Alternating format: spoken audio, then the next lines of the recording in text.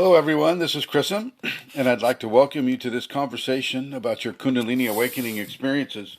Uh, I've been asked to talk about heart activations. Heart activations aren't as common as, shall we say, crown activations. Uh, Most of the time, you'll have a crown activation first, and then it'll come down and it'll hit the heart and activate the heart. The heart has the same kind of neural structures that the brain has. So when a person says that you're thinking with the heart, that you're going with the heart, or you're feeling the heart, you're kind of making your choices and your decisions from a heart-based standpoint. Well, this is an actuality because there are aspects of brain tissue in the heart. I think Greg Braden has brought this into the public dialogue. I was speaking with him in London one time, and part of his whole thing was that there are neurites or neuronic cell tissue that exists within the heart that is very similar to the brain neuron cell tissues. And I'm probably phrasing that incorrectly, my apologies. But the heart has a brain, and and of course, the crown has the brain as well. And so when the Kundalini activates the heart, uh, it's an explosive situation. It's extreme to the degree that I cannot even describe it. Uh, I cannot even describe it, really. So it's hard to make a video about this. It's also hard because I start to go into bliss myself, even as I'm just trying to access that point. Uh, but I think I can do it. I think I can. I can't speak when I have bliss, and so you'll just, I'll just be convulsing on camera. So sometimes, not often, but sometimes, Kundalini will come to the heart first, and it will literally explode the heart. When I say literally, I mean it from an emotional standpoint, and not that the heart is actually destroyed, but it is amplified, and it is energized, and it is literally the seat of the soul. Um, Everything comes from the heart because everything comes from love. Love is what holds this multiverse together. Love is the firmament of grace that we all stand upon. It is through love that we're even allowed to experiment by having these flesh bodies and to learning how to detach from flesh ideologies and limitations and egotism and things of that nature. It is through love that this is allowed to occur. And when that heart is activated with the divine natures, a huge explosion of love comes through the individual. And yes, it is as gentle as a lamb, and it is as strong as a lion. I mean, it is all of the facets of love at the same time. And for a micro moment, you're literally incapacitated with love. And those moments will be different for each person. And it makes you extremely susceptible to a Kundalini spinal sweep. The spinal sweep being, the crow had to add. Thank you. The spinal sweep being where the energy of grace is unlocked from the base of the spine and sweeps up the spinal cord into the crown chakra and explodes through the crown chakra into the world. And I use explosive terms a lot. I realize that. But, with these two things that I'm talking about, it is powerful. It is powerful, and it is a powerful beauty, and it is a powerful experience. And I don't want to try to make it like it's not, because people's sensitivities run one way or the other. The heart activation isn't like, oh, I fall in love with that man or that woman or that dog or that cat or that crow or that tree, whatever it is, and yet you do at the same time. Okay, but it's a divine form of love. It is love for everything and everyone and all creation. This is Kundalini can focus on a specific individual person that you would fall in love with because your heart is being activated, but at the same time, every grain of sand, every particle of the soil, every plant, every dust mote, every animal, every form of creation is also being fallen in love with. You're loving everything and everyone in a very intimate and very powerful way. And, this is an absolutely wonderful thing to have happen. As powerful and perhaps even jarring as I'm describing it, it is a beautiful, beautiful thing to have happen. You walk around like you're kind of in a daze, and you're just like, you're looking at the molecules in the air, and you're seeing points of light and energy, and sometimes you'll have the glistening occur where you begin to see a coating of light over everything, every individual thing. Everything is individualized. Every rock on the gravel road, if you can imagine that, every rock is individualized. Every leaf is individuated. And your feelings for them are of the purest love you can possibly imagine. My words probably aren't covering it. For those of you that are going to have this, now you can really focus on this if you want. This is what I'm being shown right now. There are certain exercises that a person can do that can invite a heart activation. Selfless service,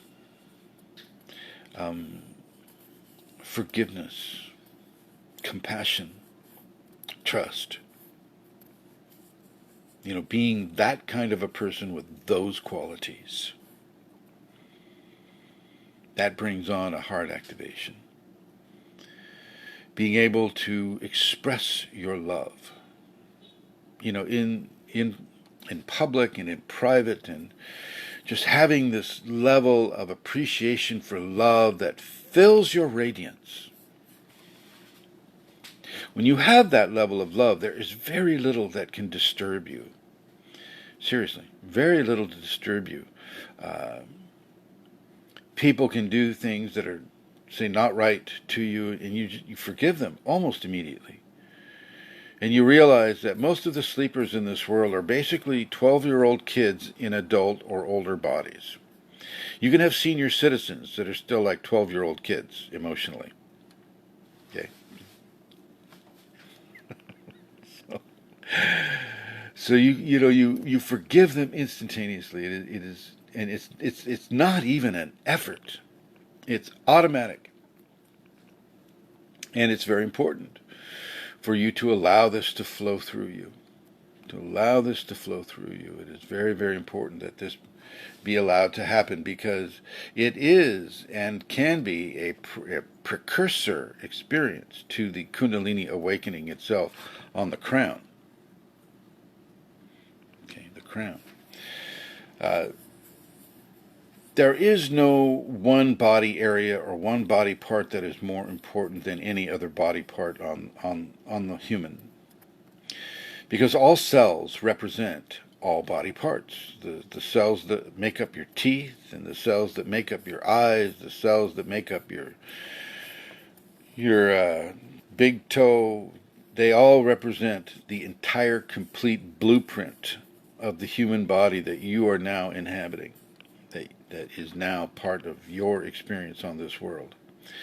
So every cell and every body part everywhere upon you represents the heart, represents the crown, represents the base of the spine, and the third chakra, the fourth chakra, all the different chakras, the minor chakras, the major chakras, the micro chakras, all of them are represented in every cell of the body. And so the body has approximately 26 trillion cells, and so there are 26 trillion examples of you within you that make up you. And when a heart activation occurs, much of those blueprints of you also have a heart activation. It's almost like it's a force that would travel like electricity in water. Okay?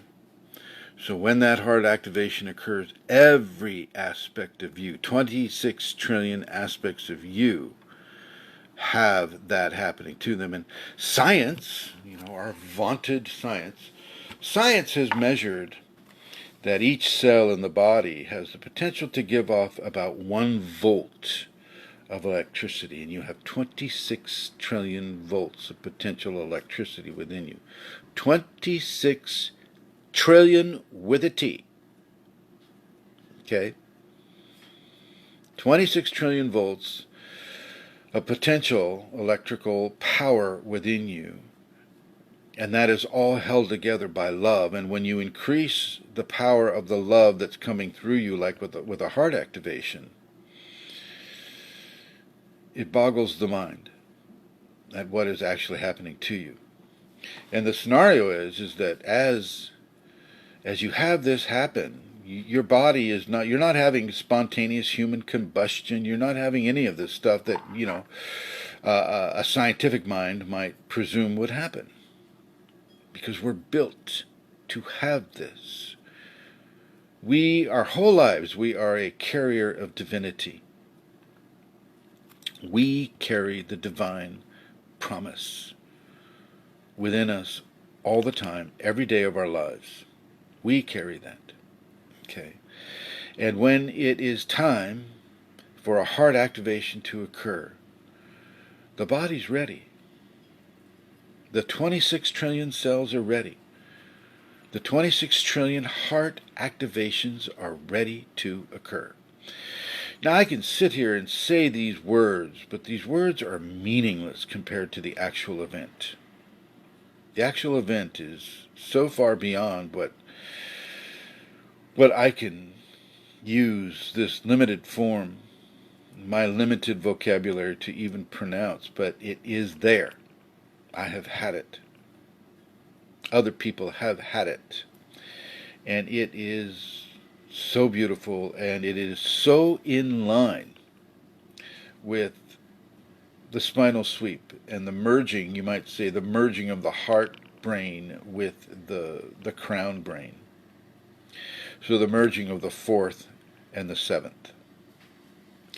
So that might be a way to visualize it. If you can merge the heart chakra with the seventh chakra, which the heart chakra is already included in the seventh chakra, but so is the seventh chakra already included in the heart chakra. But there are some differences. Okay, there's some differences to it. And, with the bicameral brain, you look at the two sides of the brain and you can see sacred feminine over here, you can see sacred masculine over here. And when those two come together at the crown, married at the crown, this is where the divine opening occurs.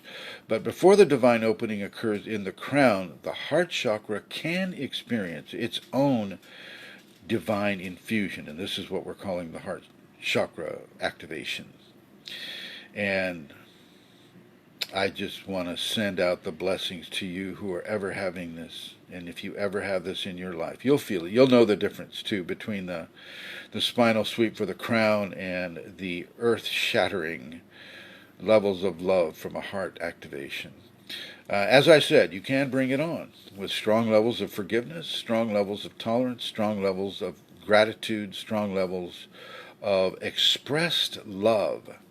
A lot like the the prayer of Saint Francis of Assisi, who was a Kundalini awakened individual. Lord, may I serve rather than be served. It's that type of a principle that we're talking about. Most people will not have a heart activation. Most people will need to go straight up the spine into the crown, and to have the marriage of the sacred genders occur at the crown. And this is another form of amazing that goes beyond words. I mean, seriously. I'm trying to find words here to describe these events, and it's very, very, very difficult. Oh my God, it's just... Anyway, I'm going to stop trying because I think you get the point.